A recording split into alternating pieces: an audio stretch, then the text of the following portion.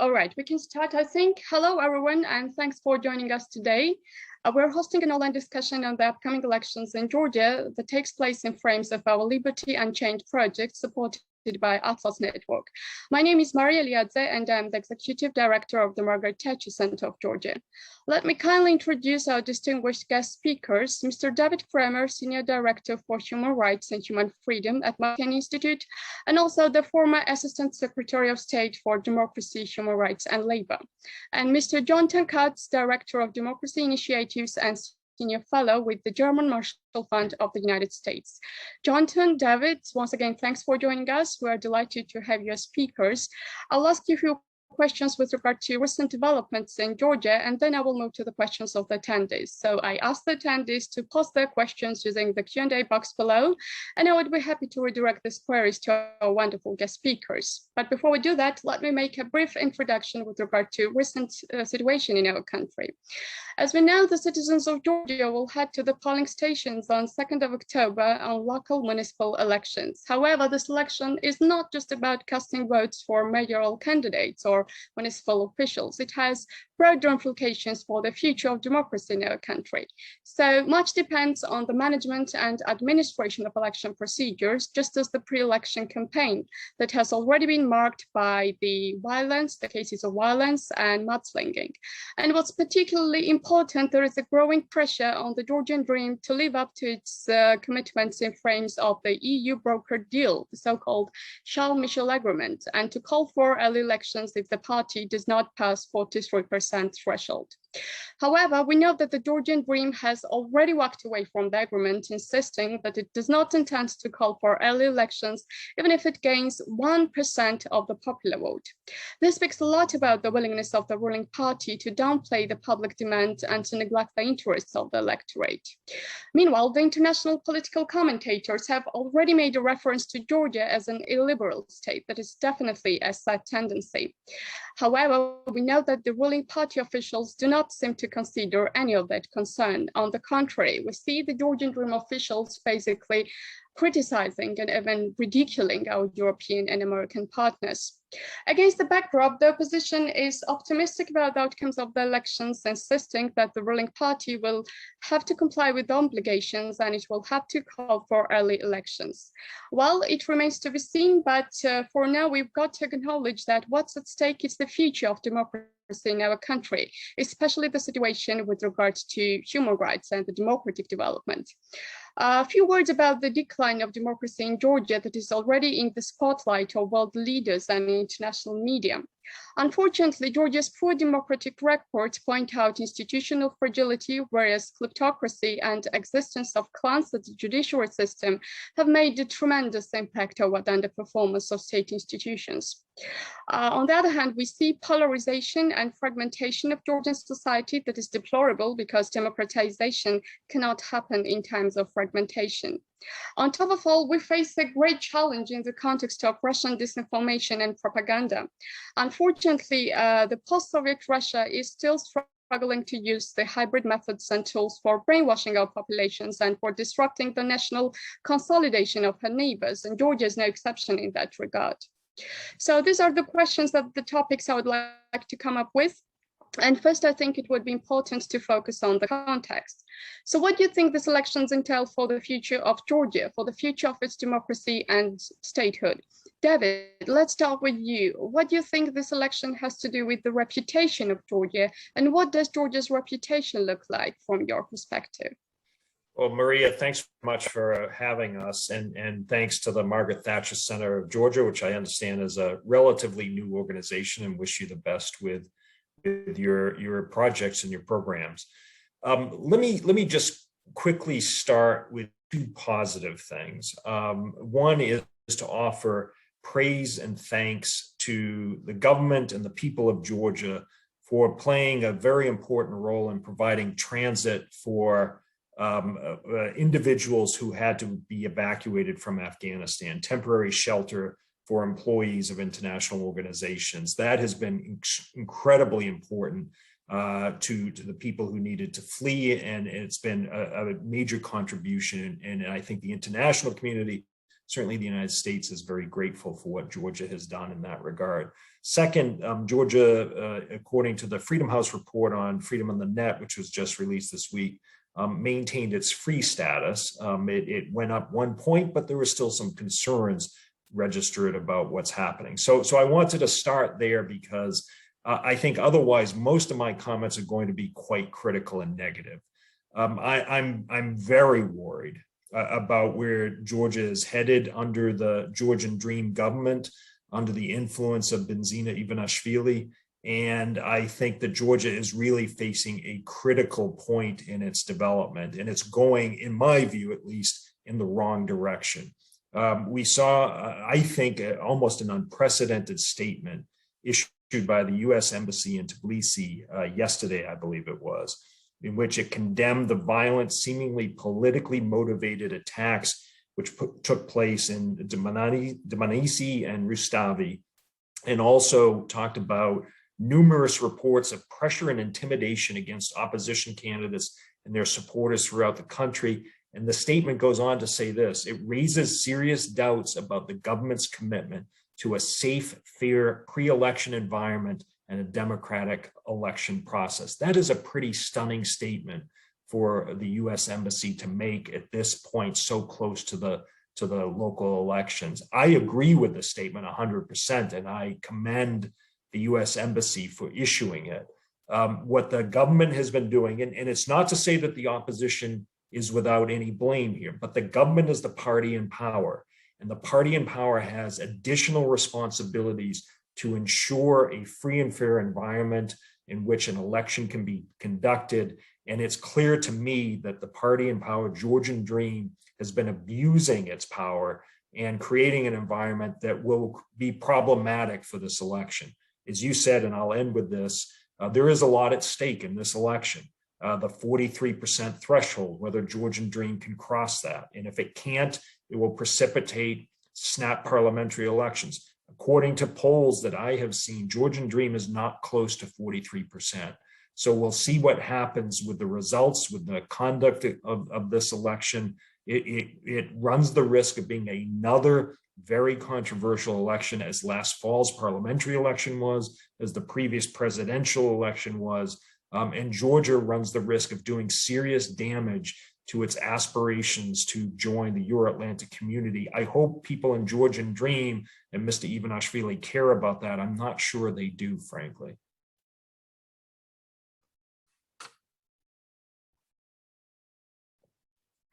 Thank you, David, for your intro and for your feedback. Similar question to Jonathan in terms of foreign policy, because we have seen repeated statements by the side of our partners, both internally and externally, that Georgia is moving away from its declared pro-Western orientation, and it is sliding into the Russian orbit, given that it has formed security relations with the Belarusian KGB.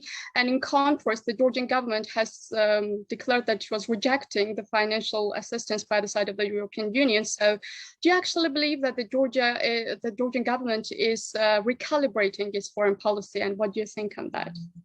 Yeah, I also want to join in just thanking you for the invite to join you and this group and David, but also to the Margaret Thatcher Center as well for the work that you're doing or starting to do as well. And I think it's so important. I know we're going to delve deeply into these issues too, to point out what David said at the beginning, because I think the last several weeks, especially on Afghanistan, and the role that Georgia has played and Georgians have played, also previously as well, Georgian soldiers that were killed, in the line of duty or wounded. That's been such an important relationship, and there's a lot happening, whether it's U.S.-Georgia bilateral or transatlantic or EU and Georgia. Shouldn't lose sight that there has been, over the last 2 decades, a tremendous effort to build out not only the security relationships, but other parts of the relationship with Georgia. And I think that's partially gets to your question, which is there is a huge and has been a significant investment by the West, by the United States and others, in terms of assistance, support for Georgia's Euro-Atlantic integration, support for civil society and democracy, and of course, this local election is really important again for Georgia because we've seen really, successive events of political unrest domestically in Georgia that are challenging Georgia's democracy. And of course, when you start to look at pre-election assessments that we're seeing, including one from ISFED that came out, I think it was came out this morning in Tbilisi, you can see the lineup of possible violations and concerns when you see the U.S. Embassy statement that David pointed out about the attacks in Rustavi and I think it's Dmanisi, concerns about the ability for a free, fair election already before the votes actually happen and taking place. So I know that there's tremendous interest. There's a number of international observers that will be take place on the ground. There's COVID restrictions as well that harm the ability to have the full cadre of those on the ground, both domestic and international observing. But a lot of things have happened already that have impacted the election and will in the next couple of days. I wanted to go back to your question on foreign policy. I don't hear, frankly, from my perspective, that people are saying the embassies and others are so focused on. I think we have to differentiate these issues too. Yes, there are concerns from some, not necessarily what I see in the statement from the U.S. Embassy yesterday. It's largely concerns about the state of democracy, human rights, free media in Georgia, judicial reform, the direction under the current leadership, and concerns about where Georgia is heading, because Georgia's Euro-Atlantic integration, has to be created in the context of the strength of its democracy. So when you see these statements coming out from the U.S. and the EU over the last several months in trying to help Georgians solve internal political differences, the focus has been about strengthening Georgia's democracy for the Georgian people, and also its push towards Euro-Atlantic integration. So I'm not necessarily hearing from officials that Georgia is slipping into the orbit, or this particular government into the orbit of Russia, but one can conclude that the weaker Georgia is politically, concerns about leadership, concerns about elections that aren't seen as being free and fair, that it opens the door for greater Russian influence, and also impacts Georgia's foreign policy location. Then it can call into question the direction of the current leadership. But I don't see the U.S. or the EU really speaking more directly, at least publicly, to these issues. And there may be that concern because it's the turn on the political issues, the lack of leadership to resolve outstanding issues, and including, sort of the willingness to ensure, for example, that whatever took place in these attacks is addressed and that there's free and fair elections. That's critical. So I just want to just sort of separate these issues. Yes, there's concern from others like myself, think tank community, or others that have worked on Georgia. But I think what I see is that the U.S. and other partners of Georgia are really focused on the internal situation, Georgia Dream stepping away from the EU brokered agreement, and then UNM coming in sort of like a couple of weeks before the election. I mean, David's right in this case that it's not only just about Georgia Dream, but they're the party in power, and so they have certain responsibility. I think that the outcome of Georgia moving away or taking steps back, backsliding on democratic commitments, can lead to a deepened relationship with Russia, or the ability to open up the potential for greater influence internally. And of course, Moscow never turns this off in terms of influencing it. So I'm sure they're very happy to see the type of discord that you talked about, fragmentation, and that the future of democracy in Georgia is in the balance. But I want to pick the positive too, which is Georgia's got a strong civil society, a dynamic public, and when you look at polling numbers, you still see this overwhelming support both for Euro-Atlantic integration and for democracy in Georgia. But it's up to the leaders in this case to do what's in the best interest of the Georgian people versus what's in the interest of own political ambitions. And right now, it seems that Georgia Dream is more focused on its own ambitions and interests versus that of the public. Thank you, Jonathan. I think that David wants to add a comment here. David, please go ahead. Yeah, let me just add, building on what Jonathan was saying, there was a military exercise in July and August, Agile Spirit 2021, that involved 15 NATO partners and some 2,500 participants, United States included. So there is still a push from the NATO countries and EU member states to work with Georgia to try to help it in its integration efforts into those Euro-Atlantic organizations. That said, you mentioned, Maria, that the agreement with the Belarus KGB, and it's still called the KGB, that was signed in 2016 that went into effect, I believe it was last month, that came into enforcement at the same time that Georgian Dream announced it was breaking from the April 19th agreement negotiated by the European Union. Then, since then, the Georgian government has announced that it doesn't want and doesn't need $75 million in assistance from the European Union because it's actually had a better economy than it anticipated and it didn't want to take on additional debt. The real reason it's not taking, or getting is a more accurate way to describe it, that $75 million is because Georgia hasn't satisfied the conditions that were placed on that assistance. And so Georgian Dream and the government were trying to spin this in the most positive way possible. Yet at the same time, for a country that, as US officials and other Western officials have described, has a high unemployment rate, a high poverty rate, and suffering from the pandemic, the Georgian government, this was just announced, I believe today, is providing a $2.3 million research award from the Ministry of Education and Science to Harvard University, which is the richest university in the world, I believe, my alma mater for graduate school. And I simply don't understand how it has the resources to do that. So it seems to be spending money on things that would be better spent on helping and supporting the people of Georgia, not in trying to score political points with universities in the West. And so I am worried about the direction things have been taking. The comments on a number of occasions by the Prime Minister have been absolutely reprehensible, particularly in connection with the Pride March in early July, attacks by government officials, Georgian government officials, on the US ambassador, the EU ambassador, the whole scandal over the leaks of these files that shows, if they're true, and there seems to be a lot of truth to them, a massive surveillance campaign by the government, by the state security services of the Georgian population. I don't particularly care. I care, but I'm not surprised that the Georgian government was keeping an eye on what the US ambassador and the EU ambassador are saying.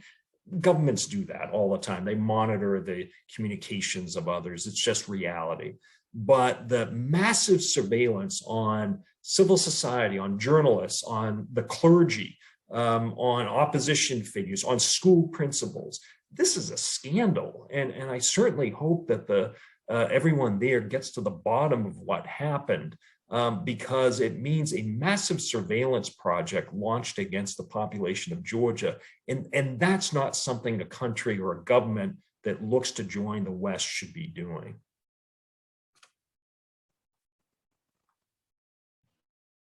Thank you, David, for your wonderful comment. Let me ask you about your article for foreign policy titled as Georgia Turns Its Back on the West, in which you, together with Ambassador Jan Kelly, gave a brief, comprehensive analysis of the current developments in our country. And you also urged the Biden administration to impose targeted penalties on the Georgian Dream officials if the party fails to return to the Shell-Mitchell agreement. So could you elaborate on that assumption? And do you also think that the Georgian government will be illegitimate if it fails to comply with the provisions of the EU brokered deal? Well, I have been voicing concerns about Georgian Dream for quite a while. If you go back to what happened in June 2019 with the invitation for the Russian parliamentarian Sergei Gavrilov to come to Tbilisi, speak in the Georgian parliament from the speaker's chair. That was not a good moment. And then the response of the Georgian security forces, including the Ministry of Interior, which Mr. Gaharia was running at that point before he became prime minister, was pretty awful.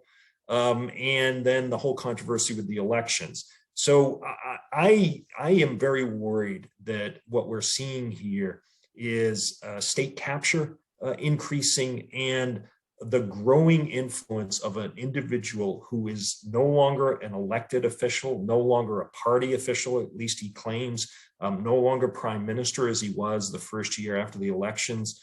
And I'm talking about Mr. Ivanishvili, who seems to be pulling all the strings behind the scenes.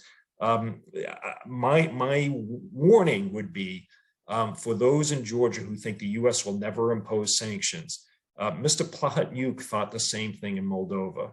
Mr. Kolomoisky thought the same thing in Ukraine. So be careful because the United States does not want to impose any sanctions on anyone in Georgia. Georgia is a close friend and ally of the United States.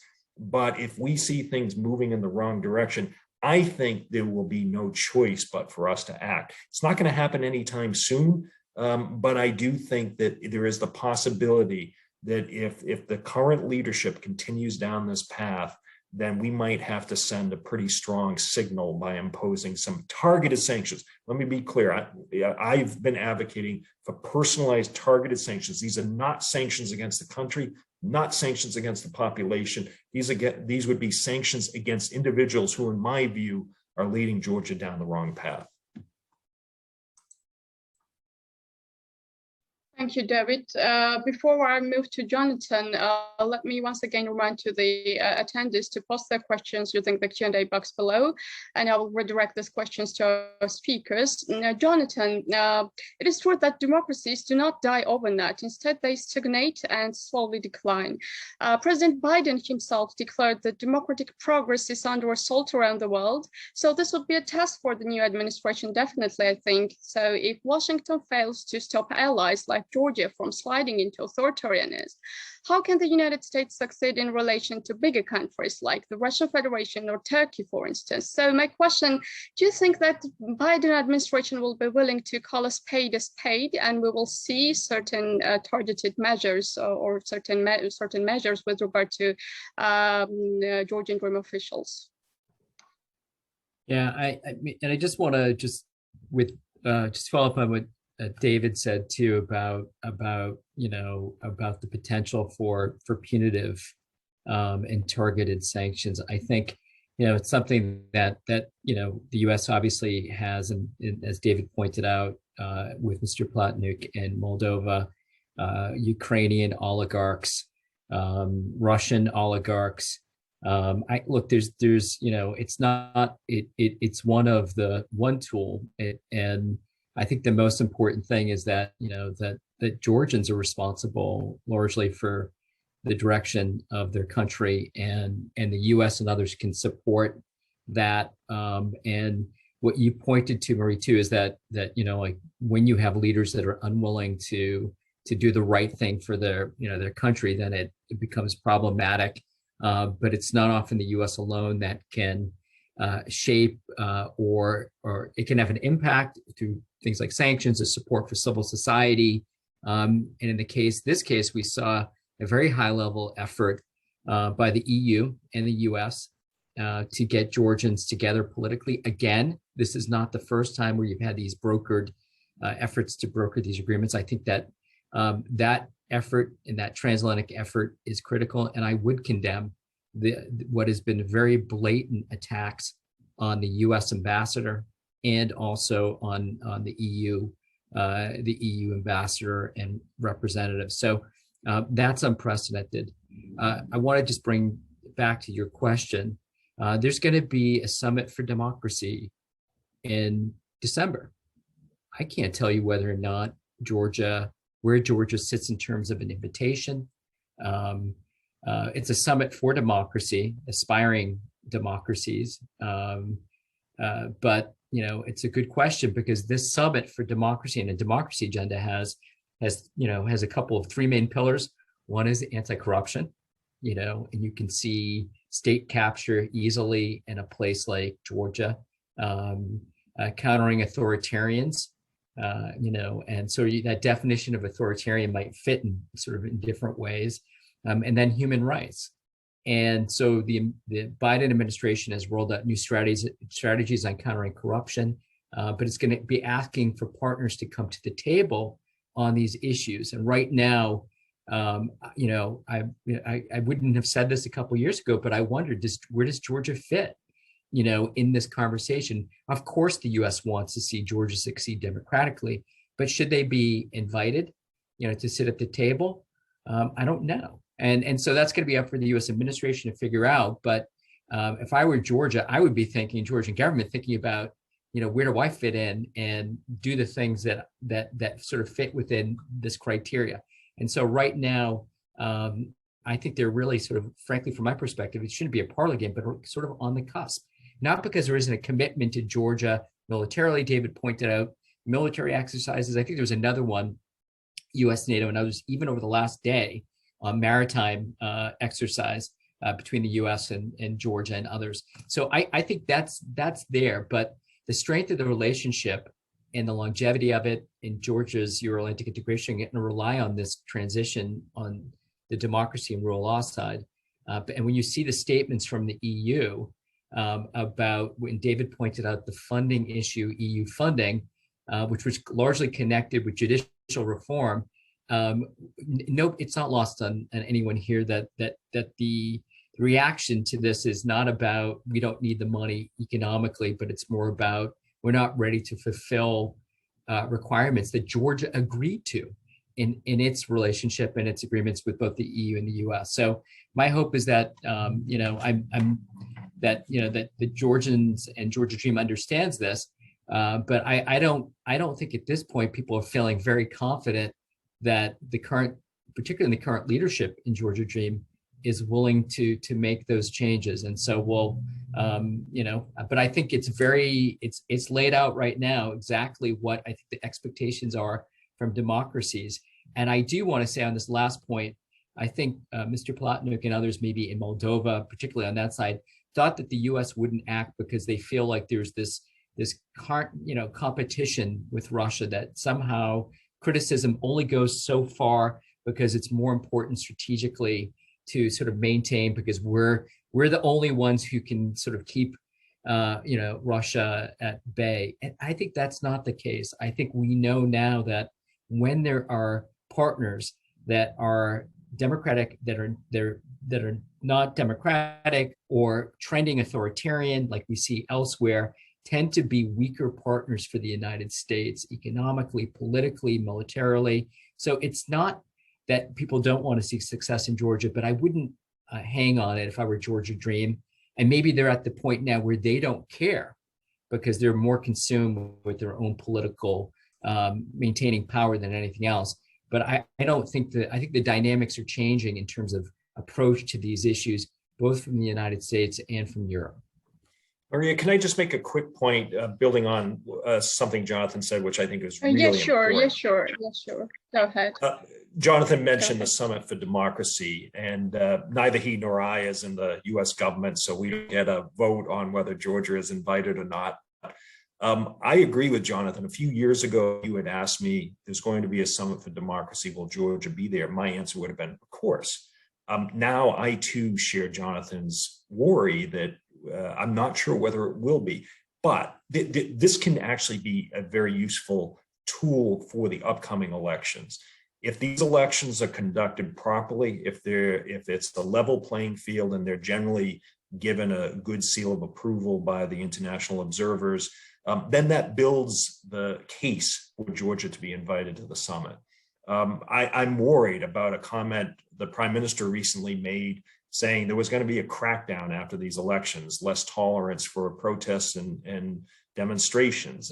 If there is such a crackdown, that's going to ruin Georgia's case for being invited. So Jonathan, I think, really makes an important point here. If Georgia wants to have a seat at the table, and by Georgia, we also should be clear, there is going to be a government part. There will also be a civil society representation, at least from what we understand, for the summit. But if the Georgian government wants to have a seat at the table, it should be very mindful of how it conducts these elections in, 10 days, I guess. Exactly, and I think there is not a great room for optimism that the Georgian government will consider this, but let's see and wait. Jonathan, quick question to you from our participant Nina Matiashvili. When you say, Jonathan, Georgians are responsible for Georgia, can you specify, do you mean the people, society, who? I think society, and you know, I sometimes I hear we get the question, you know, the United States can sort of turn this, you know, can force people to do certain things internally, and it doesn't work in that way. And I keep hearing this too. I mean, there's certain things that the U.S. can do to be very clear about its positions and concerns about what's taking place in Georgia. But there will be an election in a few days, and Georgians have an opportunity to determine, even under the current circumstances, what happens next in their country. And so I think placing an overemphasis on and I'm a strong proponent of support and assistance. But I also was saying that I think that, you know, that Georgians will largely determine their future, as in most countries, like we saw in Belarus a little over a year ago, and change there in a way that people thought maybe wasn't even, you know, possible to see in Georgia, or Moldova, where they, you know, obviously, despite, you know, great odds, brought, you know, people voted for Maya Sandu and her party that, you know, support democratic transformation and the type of democracy that I think Georgians want to see. I will just give you this one anecdote. We had a number of Georgian political parties come through Washington in July, and I said, I know this is going to sound like an odd statement to you, and you can turn around and sort of look the other way, but, you know, I said, be more like Maya Sandu, you know, and her political party. Like, if you want to have success and engagement in Washington, then sort of come to the table with, you know, with the type of credibility on these issues that somebody like Sandu, who's been fighting for this for years, and we'll see how the outcome of her leadership, you know, there's a lot there that will be challenging. The reason why I mentioned Sandu is I think that the U.S. is looking, and the relationship will be more successful when there are partners that are true to what they claim that they support doing in their country. And it's been very hard, whether it be in Georgia or Moldova, which had Mr. Plotnik, then Mr. Dodon, you know, sort of people who sort of spoke about interest in the West, wanting to strengthen their democracy, take these steps, but never fully doing it because of their own interests that were, you know, at stake, or unwilling to move the needle. We've seen this in Ukraine as well. And I see this, you know, something about this purity of leaders doesn't mean they succeed, but being more attractive in 2021 when we talk about democracies, people actually willing to do it and are sincere about wanting to transition their country. And that's why I mentioned Sandu. Svetlana Tsikhanskaya is somebody else, sort of opposition in Belarus. When you look at what they're talking about, it comes from a level of, doesn't mean they'll succeed, but a level of really wanting to change the systems for their people, for the betterment of their countries and their future. And in Georgia right now, it's a good question about who that might be on, whether it be Georgia Dream or on the other side as well. And that's not to say that there aren't people there that are committed to us. It just doesn't look like that externally. And I think from the Georgian public, looking at their polling numbers and concerns about elections, there's a lot of that internally. And I hope Georgian leaders act on that versus their own inclinations. I hope that too, and I'm sure that the people, when people decide that their country should be democratic, the country indeed becomes democratic. So I'm sure that the Georgian people will wake up and build democratic institutions in our country. You have mentioned, Jonathan mentioned the cases of Moldova. So let's look at our neighborhood. Moldova, Armenia are somehow good examples of well-managed elections. But what's wrong with Georgia? Why can't we establish order and have some free and fair elections into our country? David, what do you think are the root causes of the problem? Well, Georgia has had free and fair elections before. I mean, the elections in 2012 and 2013, my recollection is, were conducted in good standing with the OSCE, the Organization for Security and Cooperation in Europe, and its ODIHR, Office of Democratic Institutions and Human Rights. There was a peaceful transition of power, transfer of power from the UNM government to the Georgian Dream government. And so Georgia has demonstrated that it can conduct free and fair elections. The question, I think, becomes, once a party, and this is not unique to Georgia, once a party comes to power, it doesn't want to let go of power. And I think that's what we're seeing playing out here in Georgia. There was concern that we were seeing that in Georgia back in 2007. So this is, again, not unique to Georgian Dream, but I think Georgian Dream has taken it and put it on steroids, if you will. And so there is this tendency to, one, personalize things, and two, to make sure once you come to power that your opposition never returns to power. We saw this with Ukraine too. And you saw what happened back in 2013-14. We saw it even as far back as 2004 in Ukraine.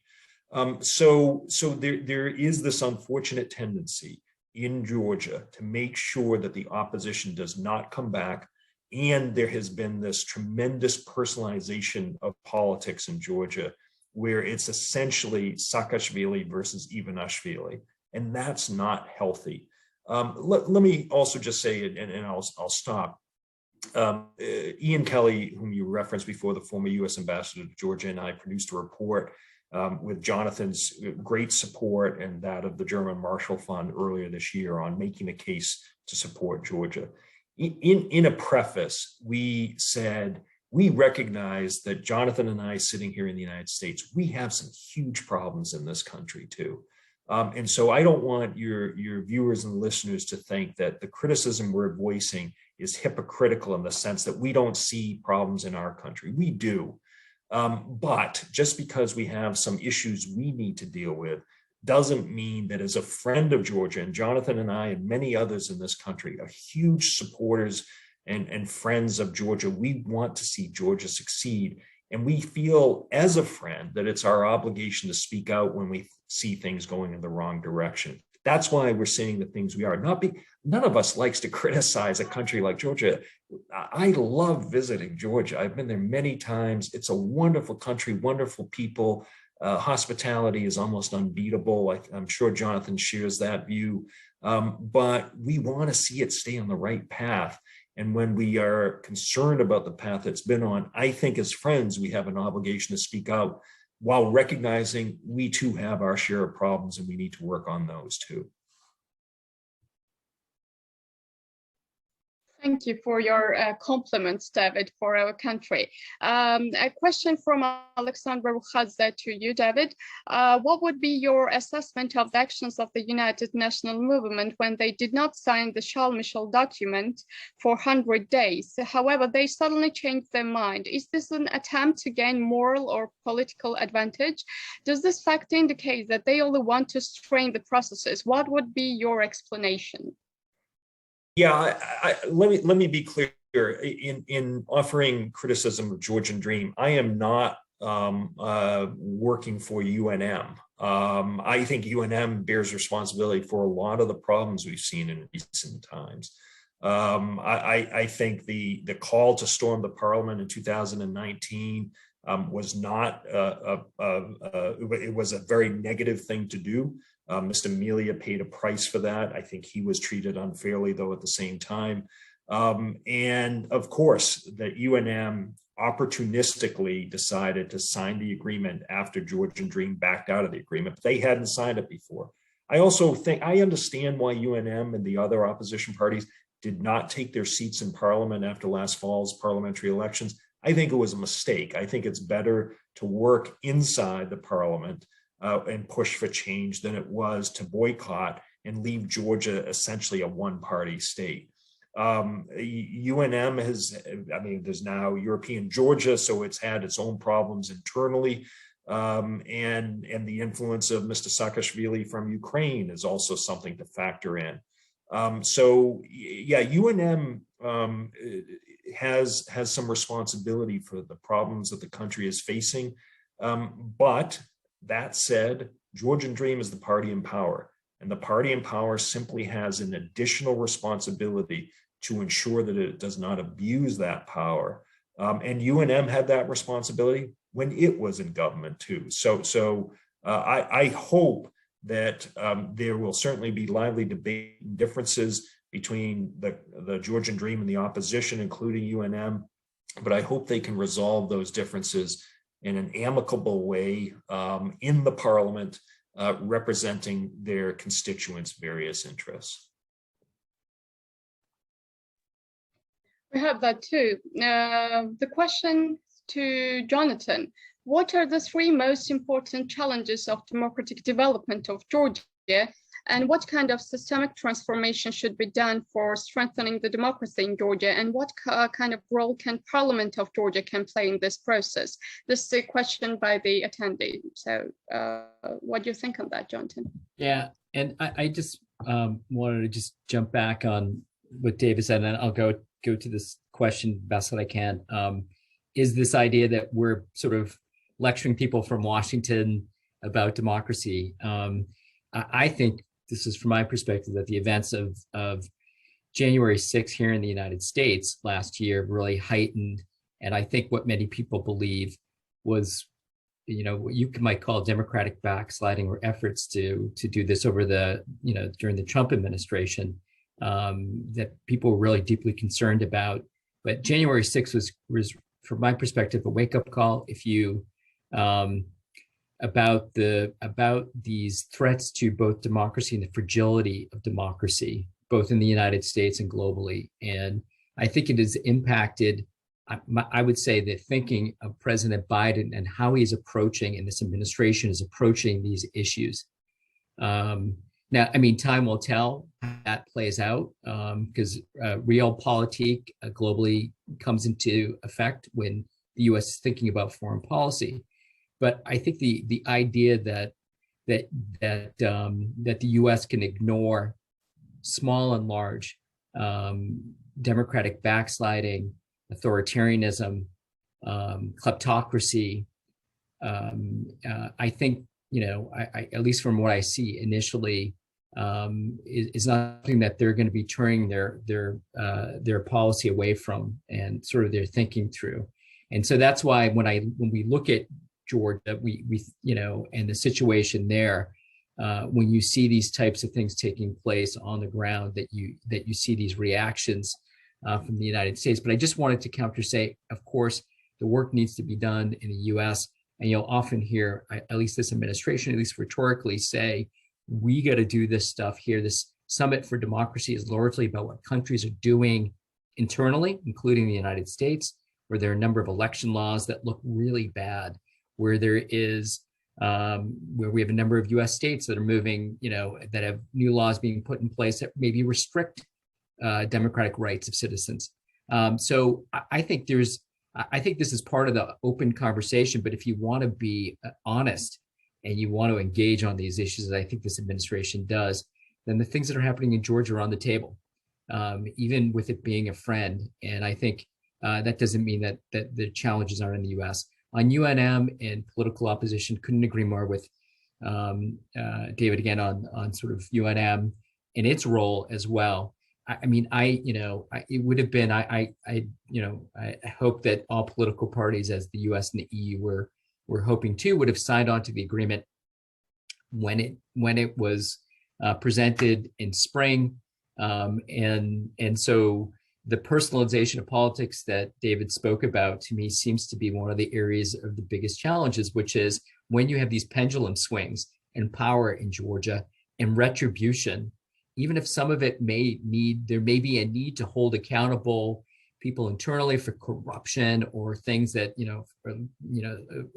for things maybe breaking the law, things that they need to be held accountable for. This pendulum and this retribution, for any party in power now looking out and saying, hey, we'll be on the end of, potential retribution in the future is really problematic for Georgia. The maturity of democracy and the need to move beyond it is so important. And I think there are some things that are in place, some election laws that have been changed. Will they be enforced? You asked the question about areas where there needs to be improvement. It's pretty clear the judiciary is, this isn't an independent judiciary. You got to have that, because then you can't, where's the opportunity both for, Georgians internally to seek justice in a way that they will feel confident in, but also external partners as well. So getting the judicial reforms in place, done right, and having a government committed to that's important. And it's also important, critical to have the separation of powers, a parliament that has the legitimate capability of holding a government accountable. Right now, that doesn't exist based on this relationship between somebody who's in the backdrop of Georgia Dream, Ivanishvili, more so backdrop maybe in sort of the public realm on and off, and sort of what's taking place, and sort of who is working for Ivanishvili within Georgia Dream. I think we have to be honest about that makeup of those relationships, whether it was a Saakashvili controlled UNM that was maybe pushing his agenda, or Ivanishvili in this case, I don't know how that benefits Georgians when it is at when the priorities are being placed on what is in the interest of these political parties versus the public. And so I think, from my perspective, having elections falling through, example on the parliamentary elections, if that threshold isn't met, and sort of keeping to Georgia Dream's words about that they agreed to in April, I think is pretty important. And I agree with David. I'm really worried about a potential for a real breakdown internally based on the elections if that pledge isn't fulfilled, even with Georgia Dream pulling out.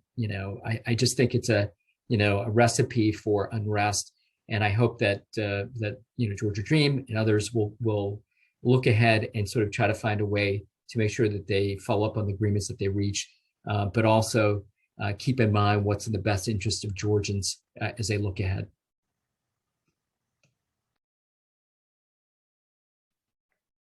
Thank you, Jonathan. The next question from an anonymous attendee. We have seen a number of economic failures stopping construction of a large port and hydropower plant. Is this stupidity or Russian influence or both? So, David, what do you think on that? It's been unfortunate because I think it has meant discouraging Western investment when these decisions are made kind of willy-nilly without any real process that follows a reliable process that investors need in order to ensure that they're investing in a conducive environment. I also worry that there is growing Chinese influence. I was struck that the government in Georgia, as far as I recall, congratulated the Chinese Communist Party on its 100th anniversary, which was rather stunning. Doesn't exactly line it up with the views of the current US administration. So there is Russian influence, I think, to be concerned about. There is Chinese influence to be concerned about. And there is a growing and increasing need for Western investment, because that'll be the best investment for Georgia. And the way to do that is to make sure that the investment environment follows the rule of law. There's respect for contracts. There's respect for labor rights and all the things that come with it. So yeah, these projects I don't think have actually done Georgia a favor. And I hope that after this upcoming local election, that there will be more effort focused on trying to encourage foreign investment that comes from the West.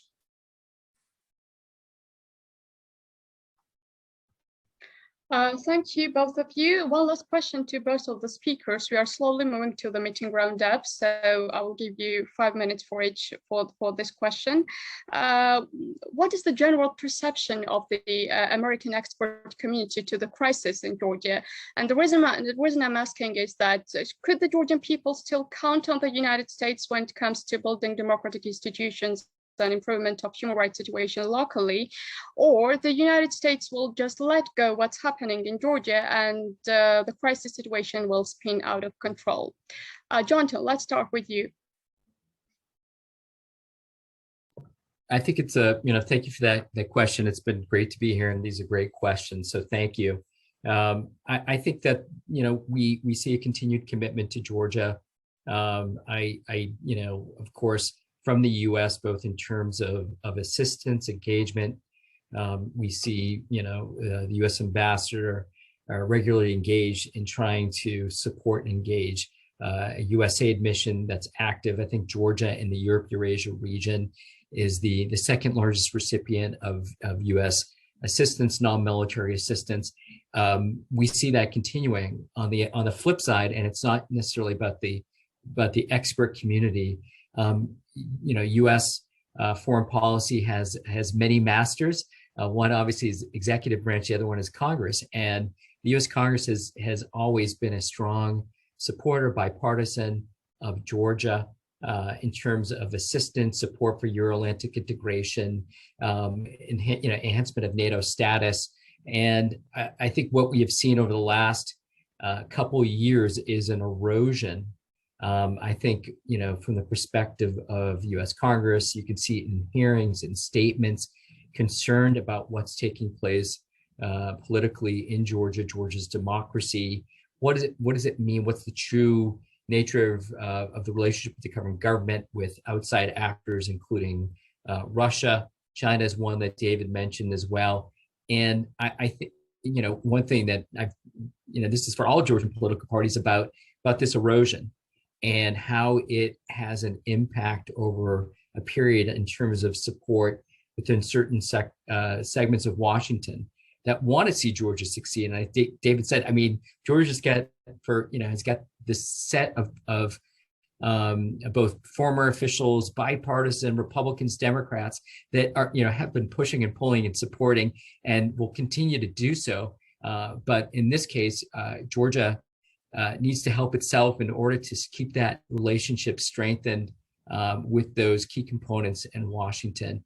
And so I think what you'll see, of course, amongst the expert community, people speaking about all of these challenges right now and where that puts Georgia in terms of its Euro-Atlantic integration and these concerns about what the future will look like if the political system that's in place, current power structure in place, continues to hold Georgia back in a sense from fulfilling its the wishes of the Georgian people on democracy, Euro-Atlantic integration. So I think there's a lot, obviously, that will be focused on. There's still strong support, and there will be for Georgia, but the degree of that is harmed by actions that are being taken, statements that David pointed to from the Prime Minister, the LGBTQ protests, attacks on U.S. officials, attacks on civil society organizations that are well respected both in Washington and across Europe, and it makes it much harder for the U.S. to play that leadership role when it comes to issues like NATO and NATO integration, when you have a government in Georgia that seems to be pulling Georgia away from that, or is less interested, it seems from our perspective, in wanting to have the level of engagement with the U.S. the Georgian government in the past has had. And I think that's to me is a bit of a question, because the actions being taken in Tbilisi suggests that they're either less interested or think that the U.S. is maybe distracted, and other partners are distracted and less interested in Georgia, because the actions are pushing Georgia further away from the goals that I think we as a partner of Georgia have set with the Georgian people and governments in the past. Well, Maria, first, let me just say again, thanks very much for having Jonathan and me for this and the Margaret Thatcher Center. And it's been great partnering with Jonathan on this conversation too. And I think he put it extremely well here at the end. At the risk of overusing this expression, I have often referred to Georgia as an island of democracy amid a sea of authoritarianism. And my concern lately has been that that island, Georgia, is sinking into this sea of authoritarianism. And I don't want to see that. Jonathan's absolutely right that there is huge support in the United States, Republican and Democrat, to see Georgia succeed. And when you see or hear criticism coming from members of Congress or elsewhere, consider it done out of an act of friendship, because we're worried about where Georgia might be headed. We want to see Georgia succeed. It is an incredibly important country, not just for the South Caucasus, but for the whole Black Sea region. Georgia can play a pivotal role as a corridor from Asia into Europe. It is a member of Europe, in my view. It does deserve membership in NATO if it stays on the democratic path. The contributions that Jonathan mentioned before in Afghanistan and elsewhere, where several dozen Georgians have made the ultimate sacrifice, making these contributions to international stability and security. Georgia has demonstrated that it is capable, that it belongs in the Euro-Atlantic community. But at the same time, it has to stay on the right path. Georgia doesn't have the luxury to deviate from that path. We in the United States and the rest of Europe have a lot of problems on our plate. And what Georgia cannot afford is for us to ignore Georgia because it simply is not standing out as a success story. We want to see it succeed. That's how we will pay close attention and support it. We provided, I think, 500,000 doses of the vaccine. I wish it were more, frankly. That's important to do to show that we want to actually engage in literally life-saving support for the country, for the people of Georgia. And so I think you will continue to see, particularly now there is some new leadership in the State Department dealing with Georgia. Hopefully soon, the Assistant Secretary of State for the European Eurasian Affairs will be confirmed, Karen Donfried, who will be terrific. We have a new Deputy Assistant Secretary, Erica Olson, responsible for Georgia. George Kent, after doing a terrific job, has moved on to a different assignment. So there'll be new people, maybe some new blood, new thinking along this, but I think the same commitment to Georgia and its people to help on the path toward greater Euro-Atlantic integration, and to Georgia returning to be that island of democracy. So thanks again for having us. Thank you very much for the insightful discussion. I think it was immensely important to know about the implications of these elections for Georgia and the world. And it was ever more important to hear the American perspective on the subject, to have a clear picture of what's happening in Georgia by the side of the American expert community. So thanks very much for that. On a positive note, let me wish everyone to have free and fair elections in Georgia, because this is something our people and our country definitely deserve, because Georgia cannot really afford the lukewarm position in Atlantic integration, and free and fair elections are a huge step forward towards the path of integration into the European family. So thank you again for the wonderful discussion. Thanks to the attendees for their questions. See you at our next webinar. Thank you.